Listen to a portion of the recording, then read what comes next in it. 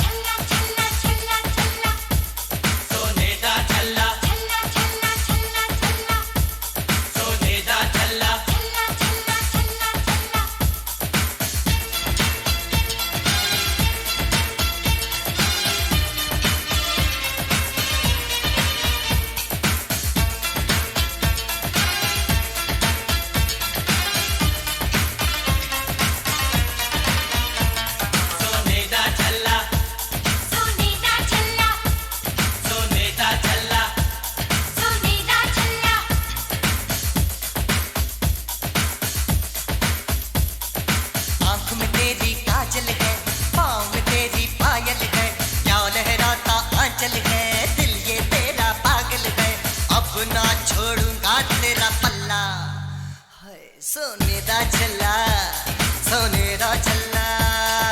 प्यार में तुझसे करती हूँ, आग में तेरी जलती हूँ, इन हाथों पे ना फिरा, पर लिखने से डरती हूँ, जा छोड़ दे मेरा पल्ला, सोने दा चला। मैं ना छोड़ूंगा तेरा पल्ला, पल्ला जी है सोने दा चला, सोने दा चला, सोने दा चला, हाय हाय सोने दा चला। लाया हूँ मैं यार सोने दा चला, चला चला, ले ले मेरे प्यार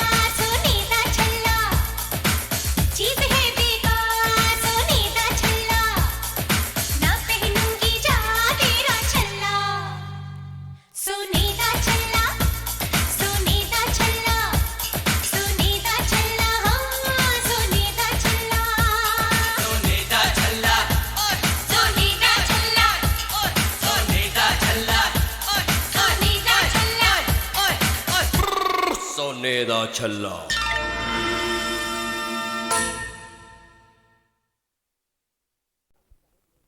मैं किसानों से अक्सर बातें करता हूँ और मैं नहीं मानता कि किसान जाहिल लोग हैं, उनसे क्या ऐसी बड़ी बातें करें। मैं इसको नहीं मानता। मैं किसानों को भी समझाने की कोशिश करता हूँ कि दुनिया का क्या रंग है, क्या बातें हुई हैं। मुमकिन है सब बातें मेरी न समझे, लेकिन बहुत कुछ समझ जाते हैं। मेरा आखिर में भरोसा हिंदुस्तान में यहाँ के आम जनता पर है और मैं समझता हूँ वो बहुत अच्छी है। हाँ, बेवकूफ़ी करती है, लड़ती है, सब कुछ, लेकिन अच्छी है, फिर भी तगड़ी है, कमर उसकी सीधी है। और अगर इसी तरह से आपको भी समझना है, अगर आप समझते हैं तब आपका ताल्लुक़ संबंध उन लोगों से अच्छा होगा। कोई आदमी कोई पढ़ा नहीं सकता, कोई पढ़ाने वाला अध्यापक हो, कोई टीचर हो, बच्चों को बेवकूफ़ समझ के पढ़ाने आएगा न? बच्चे, ये उसकी बेवकूफ़ी की निशानी है, वो पढ़ा नहीं सकता इस तरह से। समझना चाहिए कि जो बातें आप कहती हैं वो समझेंगे अगर आप में समझाने का मादा हो, और इस तरह से उनमें एक उत्साह दिलाना, जोश दिलाना, और ये समझाना कि कोई मुल्क बढ़ता नहीं है बग़ैर मेहनत के, परिश्रम के। कोई जादू नहीं है, न ज्योतिष है, न कुछ है। परिश्रम, मेहनत है, और मेहनत के पीछे समझ है। और आजकल की दुनिया को समझना है, आजकल की ताकतों को। आजकल बड़ी ताकत है, बिजली है बड़ी ताकत। अब बिजली ना हो तो एकदम से हमारे हाथ पैर कट जाते हैं। बिजली खाली रोशनी के लिए नहीं, लेकिन बिजली से 1000 काम हो सकते हैं। आजकल आप एटम बम का सुनते हैं, उससे और बेइंतहा ज़्यादा ताकत की चीज़ है। अभी पूरी काम में नहीं आती वो, लेकिन एटॉमिक एनर्जी भी काम हल्की हल्की दुनिया में चल रही है। सारी दुनिया है, हवाई जहाज़ हैं, जेट प्लेन्स हैं, एक 12 घंटे में यहाँ से लंदन पहुँचा देते हैं आपको। कल होगा यहाँ से 2-4 घंटे में पहुँचा दें। अजीब दुनिया है, चाँद की तरफ जाते हैं, सब बदल रही है दुनिया। ऐसे मौके पे हम जिंदा हैं।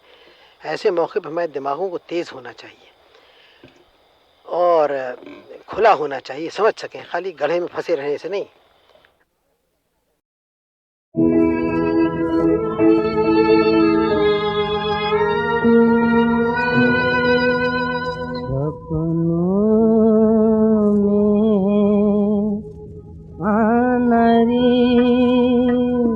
सपनों में आनरी जुग बीते नहीं दर्शन पाए, जुग बीते नहीं दर्शन पाए। तुझ बिन गोरी कछु न भाए, तुझ बिन गोरी कछु न भाए। सुंदर मुख दिखलाना नरी, सुंदर मुख दिखलाना नरी, नरी, नरी, सपनों में आनरी।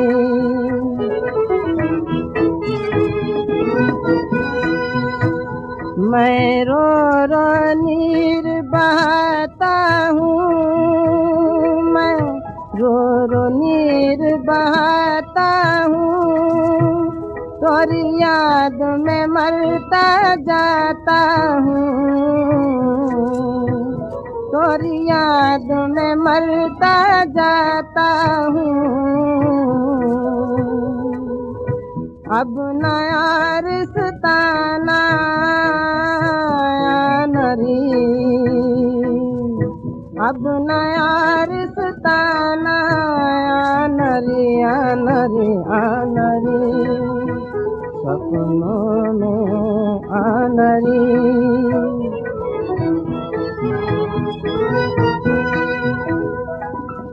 तरसत है दिल बरसत आँखें, तरसत है दिल बरसत आँखें। अब नहीं काटे कटत है रातें, अब नहीं काटे कटत है रातें। स्वप्न में ही मिल जाना नरी, स्वप्न में ही मिल जाना नरी, नरी, नरी, सपनों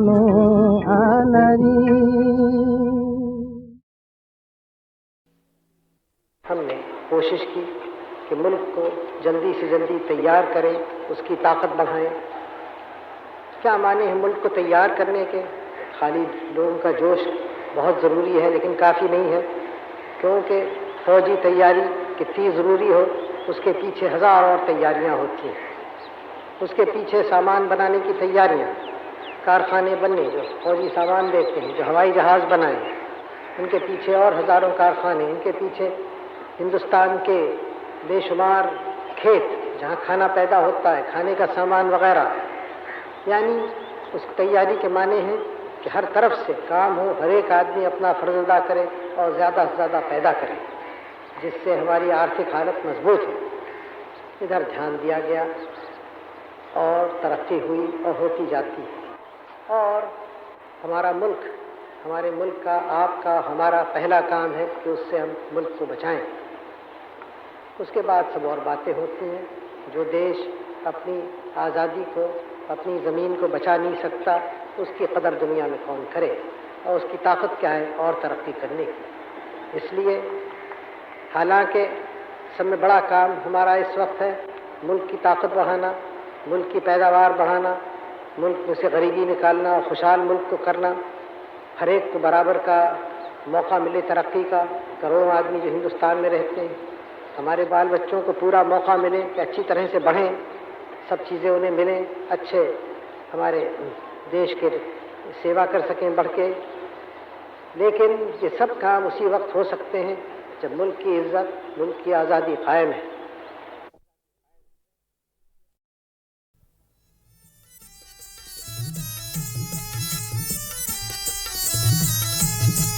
मैं आ गया मेरी जान।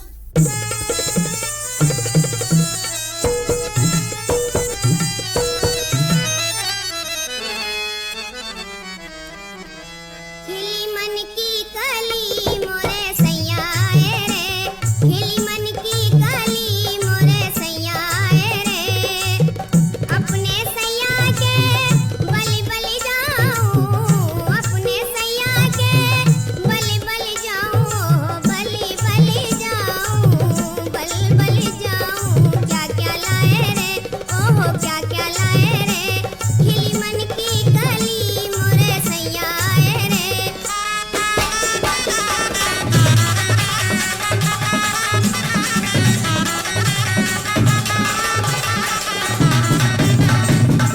हार लाया जड़ाऊ तुम्हारे लिए, हाथ खाली नहीं आया तेरा सजन। मेरे हाथों से पहनो मेरी दिलरुबा, देख कर झूम उठूं तुम्हें जाने मन।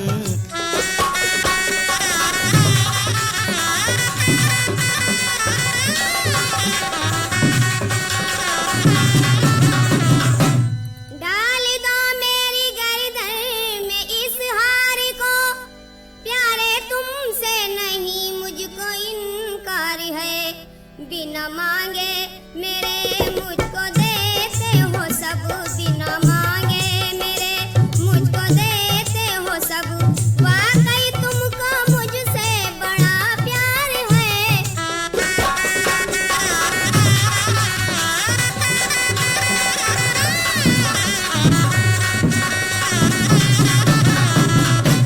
जब दारू के नशे में दयाराम झूम उठा, तब अब्दुल गनी से पेशालार ने अपनी फौज के साथ उसे कैद कर लिया।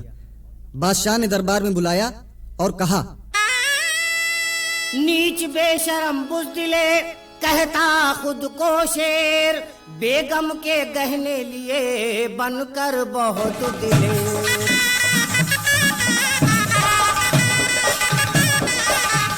बेगम बनने का जो था पत्नी को अरमान, शाही गहने ले लिए बनकर के बलवान।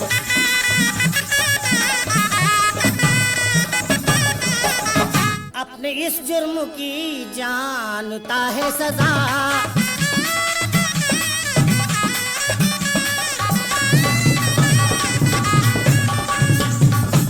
अपने इस जुर्म की जानता है सजा। दिल से भुगतूंगा जो दीजिएगा सजा।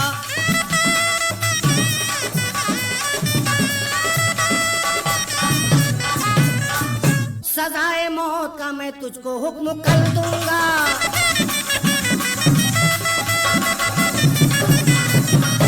सजाए मौत का मैं तुझको हुक्म कर दूंगा।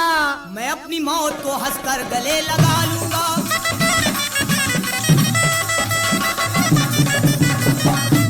ले जाओ मेरे सामने से और डाल दो इसे कैद खाने में। और उसके बाद दयाराम के भाई चांद सिंह ने दरबार में आकर दयाराम से कहा, हथकड़ी बेड़ी पहने हुए जा रहे, वीरता को कलंकित किया है गजब। भैया बाजू में ताकत तुम्हारे जो हो, तोड़ दो हथकड़ी बेड़ी जानू मैं तब।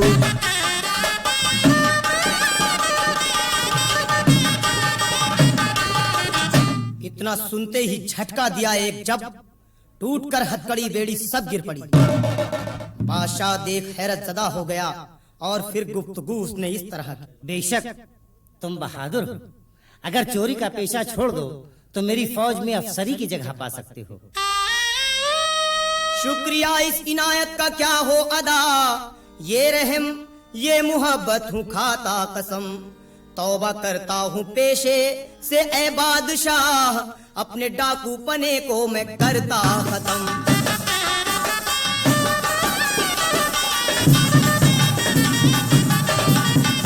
वाकई तुम बहादुर दयाराम हो, माफ कर दी खता बख्श दी जिंदगी। चोरी का पेशा छोड़ा ये अच्छा किया, मैंने अपने यहाँ तुमको दी नौकरी।